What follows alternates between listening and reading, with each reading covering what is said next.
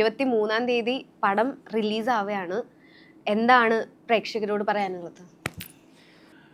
ഇത് ഞങ്ങൾ വളരെ കൊതിയോടുകൂടി വളരെ കോൺഫിഡൻസോടുകൂടി ചെയ്തിരിക്കുന്ന ഒരു സിനിമയാണ്. ഒരുപാട് പുതിയ ആൾക്കാർ സിനിമയിലേക്ക് വരുന്നത് എന്ന് വെച്ചിട്ടുണ്ടെങ്കിൽ ഇതിനൊരു ഗുണമെന്ന് വെച്ചിട്ടുണ്ടെങ്കിൽ പുതിയ റൈറ്റർ, പുതിയ ഹീറോയിൻ ഇങ്ങനെയൊക്കെ വരുന്ന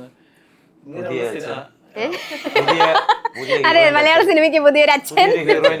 അപ്പോൾ ഇങ്ങനെയുള്ള പടങ്ങളും കൂടി സക്സസ് ആയാലാണ് പുതിയ ആൾക്കാരെ പ്രോത്സാഹിപ്പിക്കാനായിട്ട് ഡയറക്ടേഴ്സിനാണെങ്കിലും പ്രൊഡ്യൂസേഴ്സിനാണെങ്കിലും അല്ലെ ഇങ്ങനെയുള്ള സിനിമകൾക്ക് എന്തെങ്കിലും സംഭവിക്കുമ്പോഴാണ് പുതിയ ആൾക്കാരെ വെച്ചിട്ട് പടം പിടിക്കാനായിട്ട് പുതിയ ജനറേഷൻ വരാനായിട്ടുള്ള സാധ്യതകൾ കുറഞ്ഞുകൊണ്ടിരിക്കും. അപ്പോഴാണ് വാല്യൂ ഉള്ളവരെ മാത്രം വെച്ചിട്ട് സിനിമ മുന്നോട്ട് പോയിക്കൊണ്ടിരിക്കുന്നത്.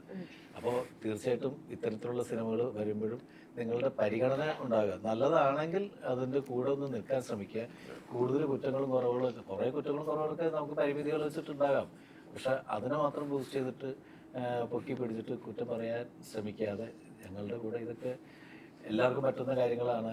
അതിൻ്റെ പേരിൽ ക്ഷമിക്കാൻ പറ്റുന്ന കാര്യങ്ങൾ, പൊറുക്കാൻ പറ്റുന്ന കാര്യങ്ങൾ പുറത്ത് ഈ സിനിമയുടെ കൂടെ ഞങ്ങളുടെ കൂടെ ഉണ്ടാകും.